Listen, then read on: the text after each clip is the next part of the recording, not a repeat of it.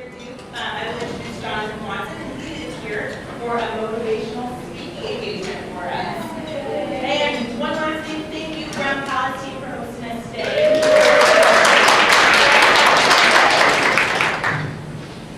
Can you guys hear me okay? Yeah. Before I get started, I just want you guys to do one thing for me real quick. Can you guys move to your right? Can you move to your left? Okay. Now touch your face. All right. Guys, I don't think I should be speaking anymore because all of you have already been moved and touched by me.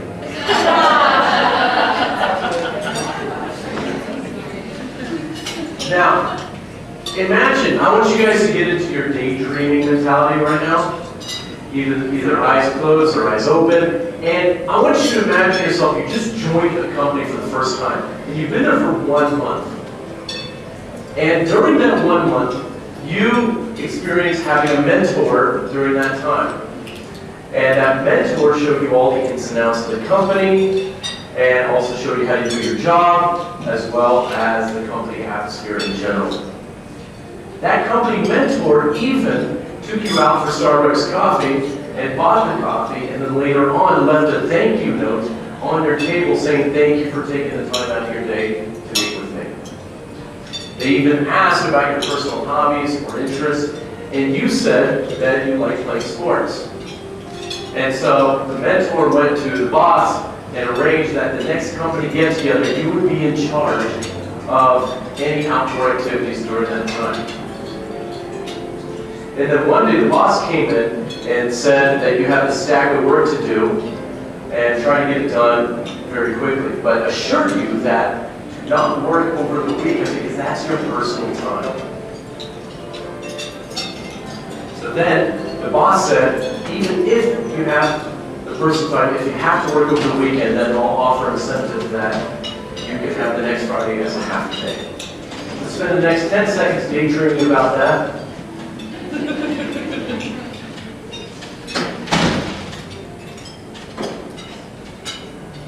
How do you guys feel? Now, raise your hand if you actually have a company that you're working for that is similar to that. That's great. Wouldn't you want to just stay in there for years, no matter what the salary expectation is? Now, as an HR, I got good news and bad news for you. The bad news is that you're not fully in control of everything that goes on in your company. You got the president to please, you got the CEO to please, you got the direct boss to please, or anyone there to please.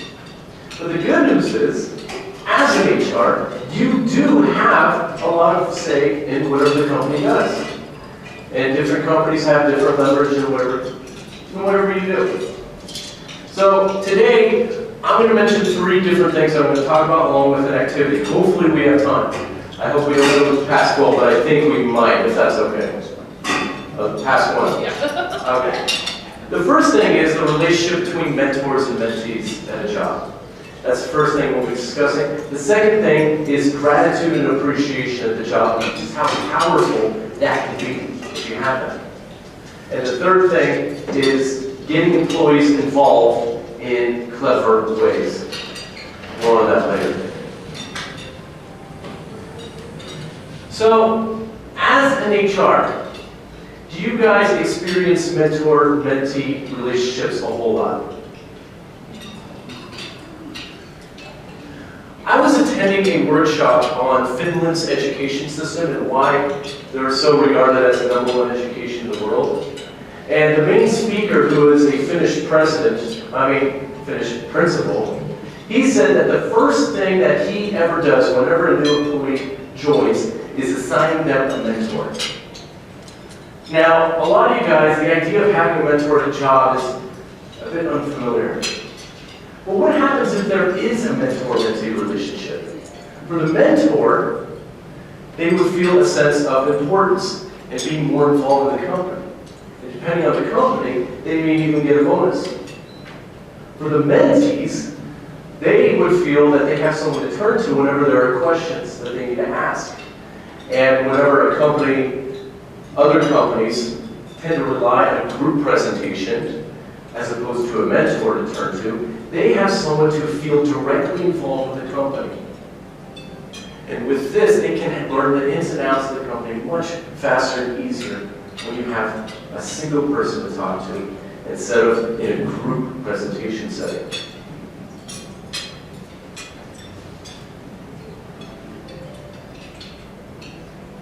Now, do you know what it's like to have no mentors at the job? Do you know what it's like when there's nobody to turn to?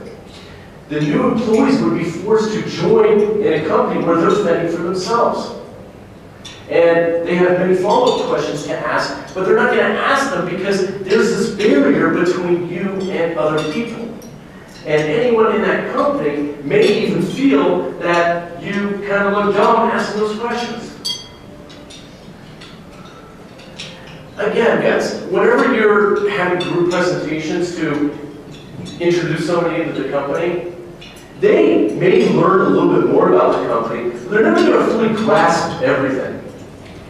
And they're going to have these follow-up questions in the end saying, oh, what if this happens? What if that happens? But they're never going to ask it. And usually that tends to be an atmosphere where the well-established employees in the company create a sense of, oh, well, I'm established here, I'm here, and you're here, and you're joining the company, so you're kind of a threat to my future promotion or any of this. So whenever you ask a question, I might make you look a little dumb. You've been here for a month, shouldn't you know that by now? Have you guys ever felt like that? Now, the reason the Finnish schools are so successful is because they have ingrained a system of trust and appreciation. They don't care who they help because that is the system that is inside of them.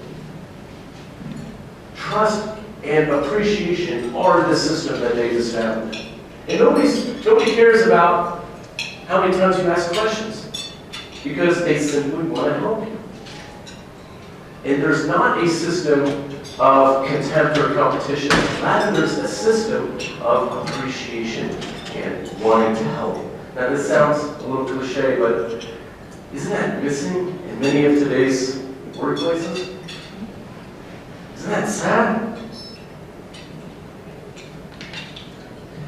Now, whenever you have an atmosphere of mistrust, whenever you go into a work job where there tends to be this barrier between you and the other employees, then you're going to have this sense of satisfaction come out in a different way. As opposed to the opposite way, where you have a system where everybody wants to help each other, and that's the satisfaction that they get on the inside. But what happens when you join a selfish atmosphere? That selfish atmosphere, you will release your own satisfaction through pride and ego. I'll give you 3 examples. The first example, let's say you're in a company meeting and one of the employees is talking and you notice, or another employee notices, that employee said something different from the previous meeting. Now, instead of going up to them quietly and saying, hey, I think you said something different last week, so I just wanted you to clarify it with me. Instead of doing that, you would, or the employee would embarrass them in front of everybody and say, you know, Ken, you said something totally different last time. How do we expect to believe somebody who says different things? And then there's a few laughs or a few uncomfortable notions, and therefore it becomes a game of employee versus employee. So points scored for that employee. Situation number 2. Let's say one employee goes behind the back of another employee and goes to the boss and says, hey, boss, you know, I saw Jennifer in that shady part of town, and she was buying beer on a Sunday. Yeah, that's weird, right? Yes, it's kind of strange. Point scored for employee number 2.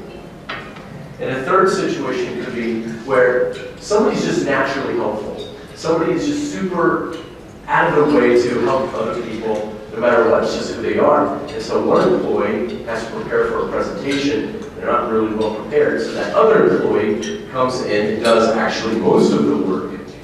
And then during the actual presentation, that person presents an amazing presentation, doesn't give any credit to the other employee helping, And the boss only praises the presenter. And says, you worked so hard on this. I'm so proud of you. Thank you so much for being an example to the company. Points scored for employee number 3. By the end of the game of employee versus employee, the big loser is the employee. And the winner is resentment and short-term gain. Now, at this time, I think there's some paper laying around the desk, right? I want you guys, as a group, there's about 4 to 6 people sitting in a group, maybe one more, doesn't matter. But I want you guys to spend 5 to 10 minutes, and I'll keep track of the time, or you could talk about it, it's up to you, write it down or talk about it. And one person can speak about it afterwards. I want you to come up with a quick 5 to 10 minute introduction presentation for a new person who joins your company, for a new employee. Now, it doesn't have to be super detailed, but it doesn't have to say day 1, I'll do this, day 2, 3, all the way to day 30. But a 1-month plan of what you would do to that person who joined the company. Now, try to stay on the mentor-mentee relationship. And along with that, try to establish a system of trust rather than a system of competition or contempt. You guys ready? All right, talk with each other, and I will keep track. Am I too loud? All right, take 5 to 10 minutes, I'll be walking around.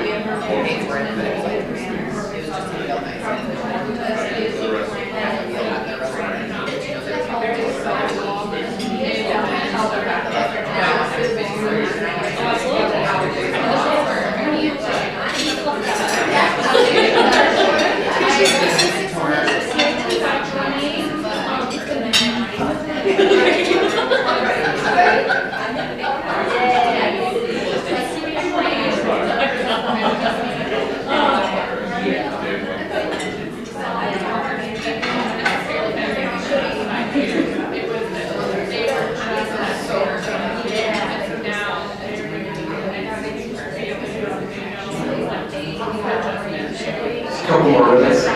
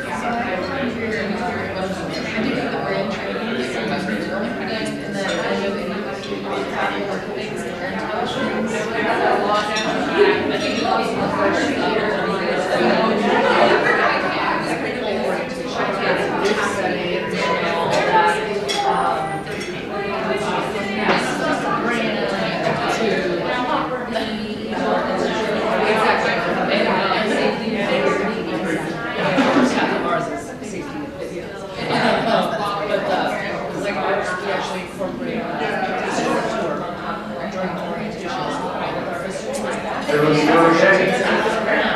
So we have each group present, maybe one person. I know you guys are in the middle, but a little crunched on time. Can we start with this group right here in the back? And then we'll work our way through to the end. So can one person speak about what you guys are talking about? Okay, so we really all agree that the best mentorship relationships happen organically and through just a supportive environment. So we thought the best way to start that and to find a mutual partnership would be through the training process, allowing either peers or one level above the position to just stagger through training to kind of assess where the bond lies and then further formalize the process later. All right, thank you so much. What about this table? Okay, I can go. We talked a little bit more about the process. So when we have a new hire, we talk about how important it is to make sure that we have everything ready for the new hires. So when they arrive, we kind of have a plan, we have an agenda. We believe that the first day is all about making connections and making them feel special, and making them feel welcome to the organization. So kind of the agenda around the first day is more about like having lunch with some of your coworkers or meeting different departments so they can make that connection with other associates. And then we also talked a little bit about how important it is to do that follow-up, maybe after 15 days or a month after they start working for the organization to make sure that we can answer their questions and they have all the resources. Awesome, thank you. And then this table? So we had, from day one, giving a warm welcome, giving a gift, finding out the preference, taking them to lunch, doing a tour, having their department introduction, so they don't feel alone, one-on-one time with their leaders, introducing to senior leaders, and then maybe do a weekly check-in. Awesome. We were talking about how important it was to start before their first day. So you send something out within the location to say somebody's starting on this day, this is the department they're going to be in, here's a couple brief facts about them, they're coming from here, or they're, I don't know, they love to dance, or there's something just out there so people have a feeling, and we would send out flyers that, told you who was coming on to that department team, or post it on the board depending on what kind of team it was. Then we talk about day one, really do your tour, your face-to-face, and then choosing a manager a day to go out and kind of casually connect with them during the day to make sure that they had that contact and that sense that, whether you're an hourly or not, they would still go into housekeeping and say, hey, so how's it going? What do you think? You've been here for 3 days, what do you think? And then as far as like with their team switching to the trainer week, so you might, the first 3 days might be a trainer, but then you'd be partnered with other people for the first week. Again, housekeeping is an idea, so that you're constantly meeting different people and they can see where you are on the team, and you get that kind of comfort level without you having to be choosing a partner or the ones not chosen or left out. You're part of that whole process. Awesome, thank you so much. And then the last table? I think we said very similar stuff styles, because everybody else talked a lot about the first day and making sure, same thing, that they go to lunch with a manager, that we have all of their information for them to be able to log in and get started from day one. Those are all things that we do and feel is very important. The only additional things I think that we added were maybe somebody specifically to mentor them through brand training, because that can be such a tedious task that we all have to get done. And so maybe to have that person that can talk them through the glitches and the small, little tidbits through that piece might make it a little easier. And then we all seem to do an orientation within their first 30 days, where we really let them learn our culture and our style and our safety. And here at Brown Palace, they teach them about the history of the property, things like that, to make them really feel a part of the team. Thank you so much, guys. And I encourage you guys to just stay on the mentor-mentee relationship. Just have it in the back of their minds. I know it's a slow process to get that into your company. But a lot of companies have fallen into the trap where they feel they're just the greatest, but they don't realize that other companies are different, and they succeed in a different way, a different style, or a different approach. So always say what your approach is. Always get them accustomed to your atmosphere, so that you don't feel that you're the only company in the world. Is that cool, guys?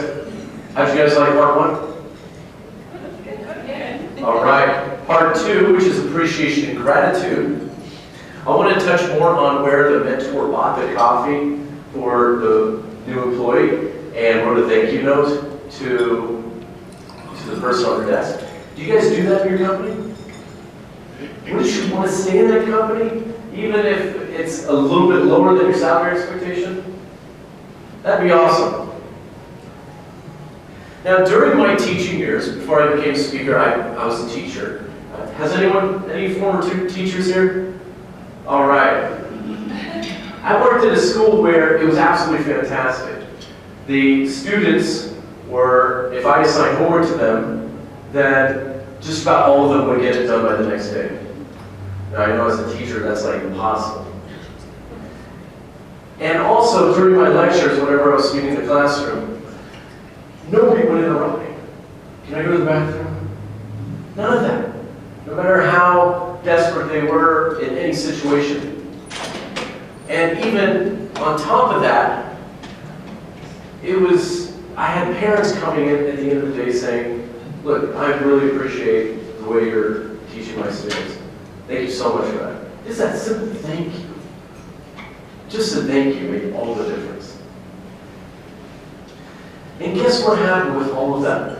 I ended up working twice or even 3 times as hard at that job than any other job that I've had during my teaching years. And with all of that, it was my lowest paying job I had. I didn't get paid well, but it didn't stop me from doing everything I could to make sure I put in my full effort or even more effort than I thought I had. Now, the owner of the school couldn't pay higher salaries due to circumstances beyond his control. But he still found a way to get employees to go the extra mile in whatever work they were doing. He did many things to make sure people were highly motivated.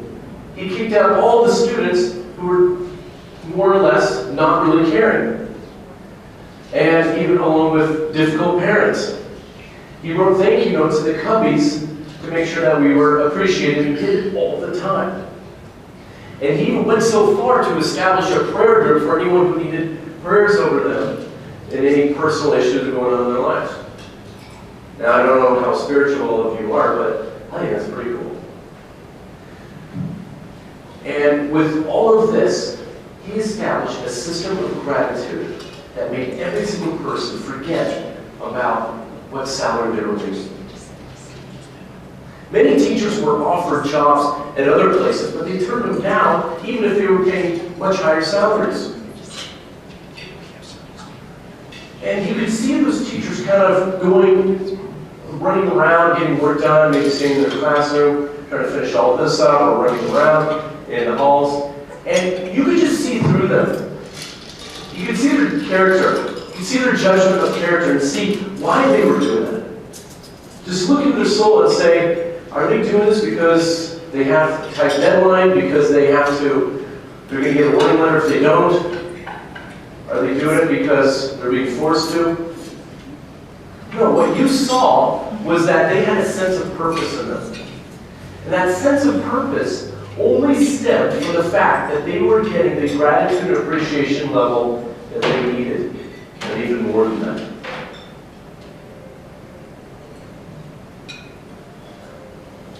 Now, unfortunately, I worked in another school where it was the complete opposite. And this school had a mentality that if you show appreciation to others, then they'll get lazy down the road and they won't work as hard. But I guarantee you that this stereotypical mindset of showing gratitude is simply small-minded. And in the long run, it doesn't work. It only works for short-term gains. And that job was the highest paying job I had during the teaching years. I mean, monetized benefits were awesome. My salary was great. The health coverage was outstanding. And the indemnity was more than I could have asked for. But I knew at the beginning that I had to leave there as soon as I could. My coordinator, who was my direct boss and supposed mentor, he would come in unannounced to my classroom at least 3 times a week. And he would have he would intensely write things down, what's going on, and then he'd dodge out. And then out of nowhere, I would see a warning letter on my desk, and I'd open it up and read it. I'm shocked to see just how minuscule the reasons were. Your classroom is extremely dirty. And I was looking around. There's not a spot on the ground. I don't know what you mean. But then, soon enough, I was called into a room where it was my coordinator, the assistant principal, the principal, a few other coordinators, and they surrounded me as if I was about to get killed off by the mafia. And they said, intensely looking in my eyes, and Jonathan, we've been observing you, and we feel that the best solution is to lower your contract from 2 years to 1 year. But if you show that you want to be part of our family, then maybe later on we'll change our minds. Can you feel the intimidation? Can you feel the, I gotta be part of this cult family or else I'm out?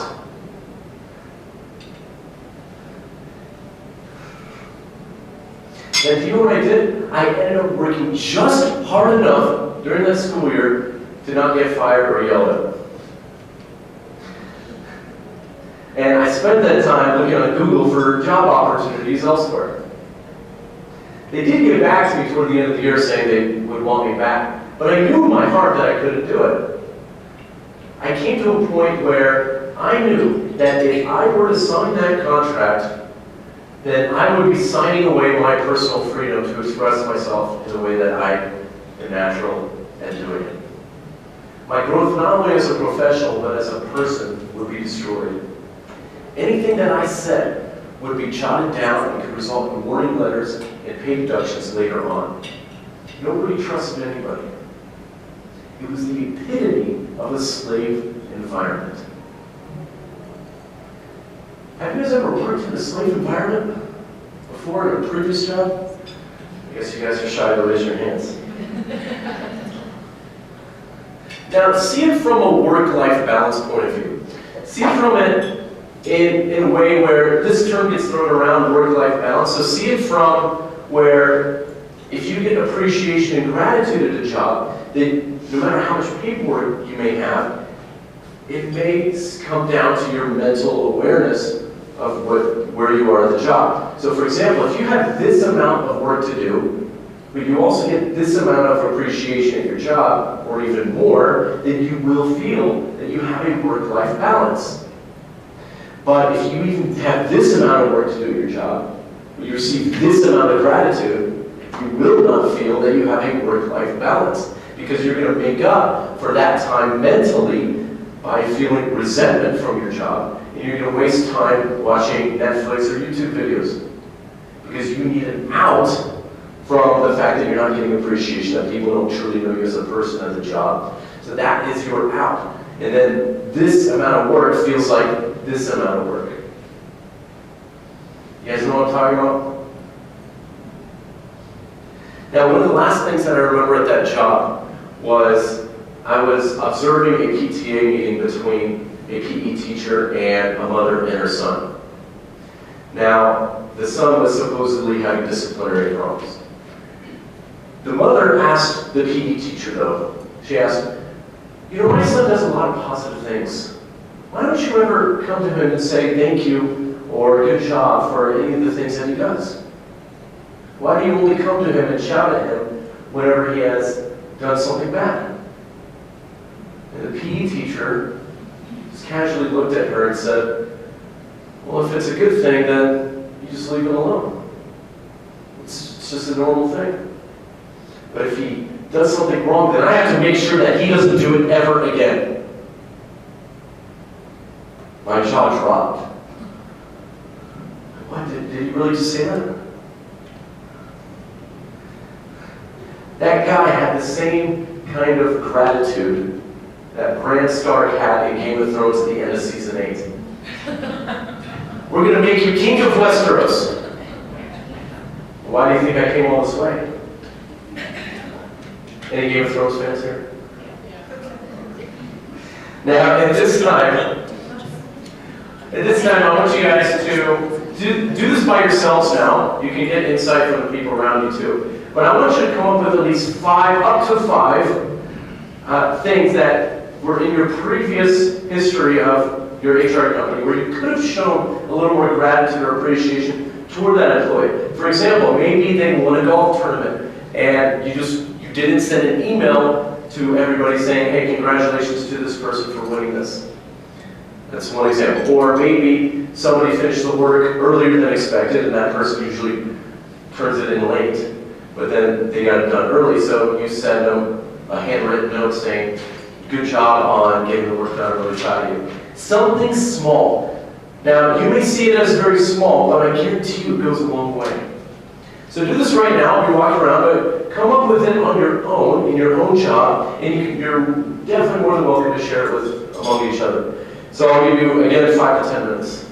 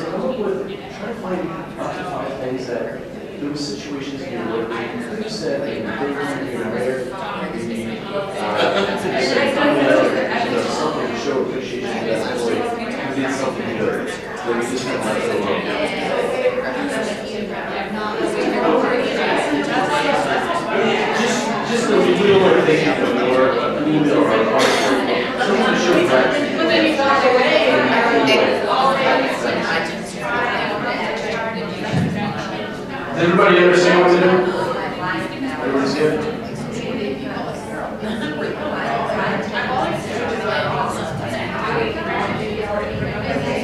Recognition is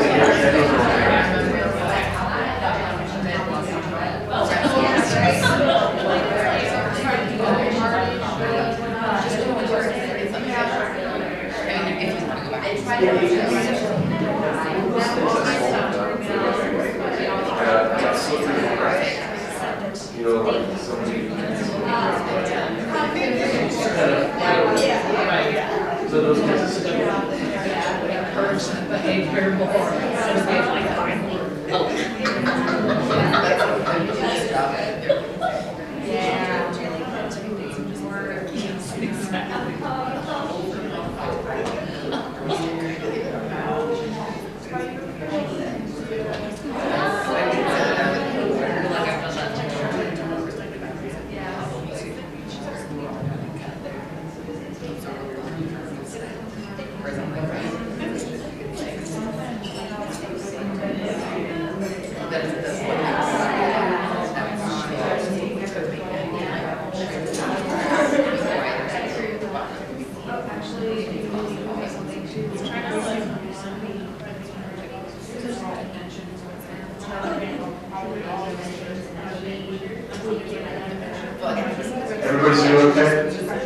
All right, well, we're running short on time, so what I'm gonna do, I'll just get maybe 5 volunteers, 5 to 6, it doesn't matter. Preferably 1 from each table. So, can somebody volunteer first to read out what they have in mind? Yes. We started doing, I haven't been a ton of appreciation on the annual party, and so we added other things. So like we would go around on Mother's Day, Easter's, Christmas, days that people normally think of as days off aren't in hotels. And those people have to come in on those days and be without their families. And so we would do little things, like on Mother's Day we'd take flowers. On Easter's we handed out like little eggs. We had different flavors of eggs. They could do like chocolate eggs or caramel eggs or things like that.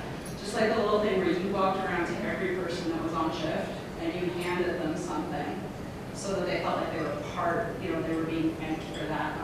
Father's Day we had these little cupcakes that were like one raisin or something. We would do thank you notes for, every time someone was above and beyond, they just would get these little dollars with pure report, said, oh, I saw someone do this, or they really helped me, or I saw them interact with the guest. But we would also just do thank you notes when something crazy would happen. Water feature would open the ballroom and we had to move to an in-person banquet. I mean, things like that, all the people that were involved, you take the time to then send out a thank you note afterwards, letting them know, and then try to announce it either at the next team meeting or the next all-staff meeting, things like that. If we were calling meetings, we would try to have something extra, like, if you need to be in at 5 a.m. for this banquet that's going to be all day, we try to get a burrito or a coffee or something, just little things to say, we get that this is, nothing's wrong, but we get that this is, a lot for everybody that had to stay for Blizzard. So we made sure that we brought in extra things like that, and then, made sure that they were first on the list if we were early releasing some Fridays, so that, we just wanted to say thank you for covering last week. Have a nice Friday. It goes a long way. It goes a long way. It was like even simple things like that, and then we had these little boards that, like on the housekeeping parts, and sometimes you just be at someplace and you think about something and you just write them on the boards, and you didn't even know who's going to get it. Have a great day, whatever. But people would comment on it and talk about it all the time, that they just liked the fact that somebody was trying. It didn't have to be a big thing. It doesn't. It never has to be a big thing. And it goes so long. So far. And actually, sorry, what's your name again? It's okay, Carly. Carly works in the mental health. And many people who have that stereotype against mental health, or people who do have it but they don't want to show it, they may be going through a very hard time. And just to have a nice day. Just imagine how long it goes. Or anyone battling depression or anxiety, which most people do. Or random anxiety attacks. Just a simple thank you would really stabilize that person. So, next volunteer. Yes? We kind of talked about a few things, but one of them was like the opposite. I think most people here at their properties probably have some type of incentive for people who get a name mentioned on TripAdvisor.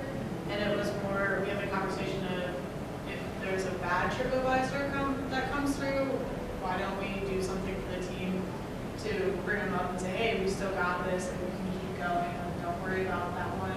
The next one will be a 5, don't worry. And then to kind of piggyback on you do like a national, there's a national monthly calendar of fun holidays. And so we'll just pick like 3 or 4 at random and just one of those like National Ice Cream Sandwich Day. Hand out ice cream sandwiches, or I think like in July it's like National Kissing Day, so we're gonna get little Hershey Kisses out and stuff like that. So it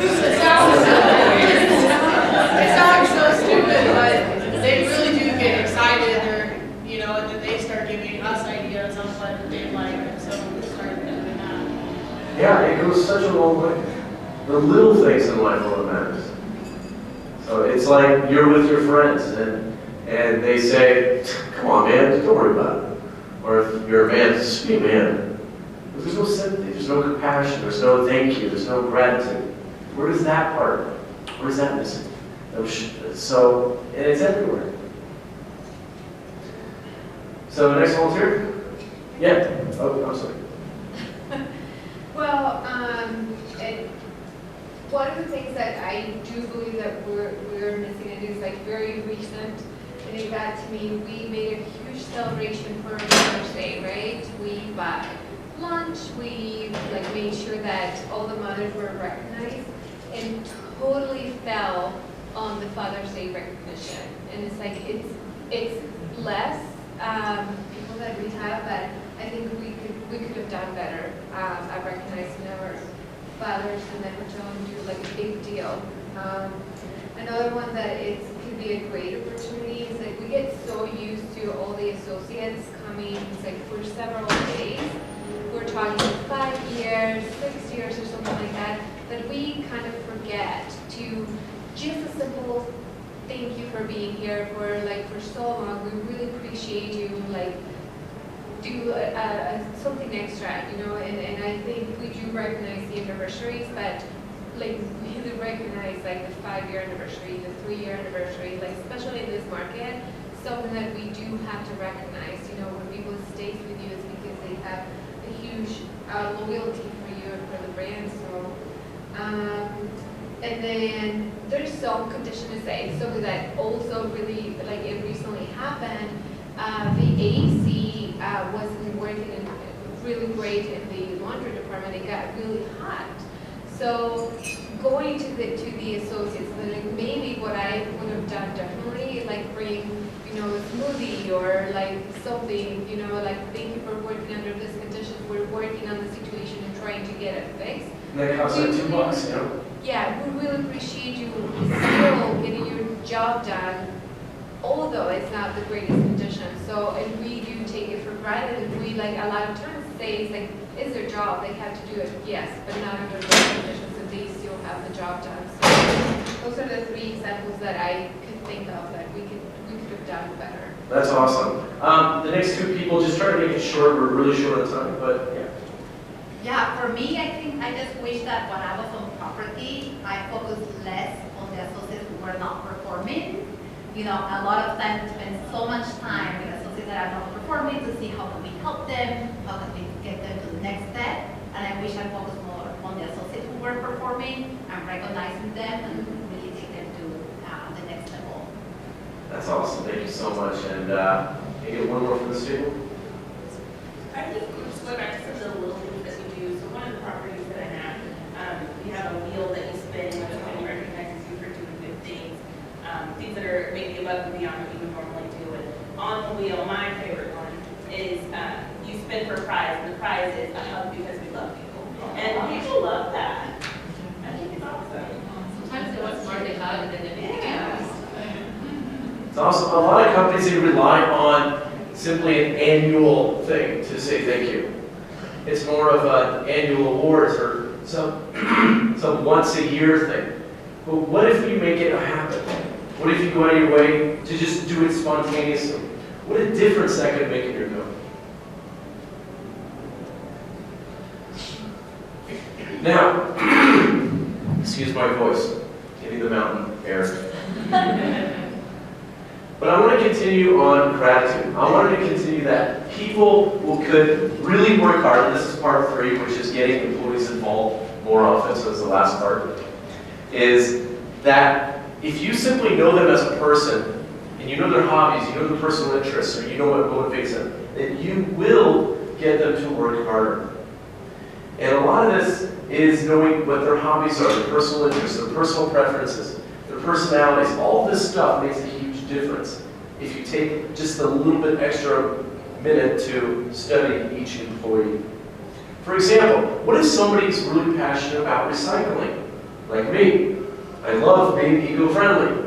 But if you have an employee who's also very passionate about it, then why not put them in charge of a recycling program at your job and monitor things? But you may be asking, why would you put somebody in charge of something that doesn't really have anything to do with their contract or with their job title? And you may feel that, oh, well, it's not part of the job, so don't do it. But I guarantee you that they will not think that way. They will feel appreciated for the fact that you recognize their passion and they will feel more involved in the company, and most importantly, they will feel that they're making a difference. And what if somebody's a huge Game of Thrones fan? Well, Spoiler. I think I already spoiled something. But why not put them in charge of making annual awards? And the employee of the month is, or should I say, the warden of the north is, and then say the name. What if they're a big baseball fan? Why not, in the next company get-together, have them in charge of outdoor activities? And not only that, make them start a softball tournament and show them tips on batting and fielding, or something like that. Get them involved. It's not part of their job title, but they will feel that you appreciate them. Because that kind of work is fun work. And it builds the company atmosphere. And it lowers the gossiping going on in the work atmosphere. Oh, you know what, this person did this. I don't know what's going on. You know, they just shouted at me. But all that will go away when they recognize you for who you are as a person. And it will make a huge difference in your work atmosphere. Now, knowing your personal interests is a win-win situation for your employees because it doesn't cost much. It simply doesn't cost that much to do anything to get them more involved through what they do in their personal time. And they will feel that sense of involvement, that sense of appreciation, and they will not slack because of it. They will work harder because of it. Don't have the mindset where oh, that's their personal time, but this is work time. Work is different. They can do that in their free time. If you have that black and white mentality, they will not appreciate it. They will notice it, and they will feel that you really don't know them as a person, and eventually they'll leave. So another way to keep employees involved, along with this last part, is what I call finding incentives to keep them motivated. So you're always going to have employees who do the bare minimum, just enough, and there's no way around it. But you're always going to have employees who outperform others. And to reward those outperformers can be quite challenging because companies don't always have the incentives to pay them, monetized ways of rewarding them. So there are other ways of rewarding them in terms of low budget incentives and non-monetized incentives. I have a list here, and I'll read out some examples of non-monetized and low budget incentives. Just give me a second. So non-monetized incentives. Hanging up a placard for Employee of the Month for every month of the year. I'm sure a lot of companies do that. But if you haven't, perhaps that could be an incentive. It doesn't cost much money. Writing thank you notes for them and leaving them on their desks. That's something that would make a huge difference, as I've said. Sending out a widespread email to everyone in the company that acknowledges an accomplishment the employee made. What if they accomplish something outside of the work? Tell everybody. And saying to the employees in the department that they'll get a half a day of work on the next Friday if they get all the work done by this certain amount, by this day. I read a book called The Unemployed Millionaire by Matt Morris, and he said that this trick works all the time. Where he says to a sales company that if you meet your target by Wednesday or Thursday, then on Friday take a half day off. Doesn't cost anything, they already met their target. Or in your cases, you can come up with whatever way of getting the work done in relevance to what you do in your HR. So those are some non-monetized incentives. Here are some low-budget incentives. Gift cards to local places in town. Maybe $25.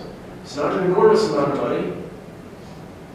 Complimentary lessons in a wellness program in the local area. Again, it doesn't cost much. Giving them food baskets on their desk. Just leaving a little food basket as an appreciation for something.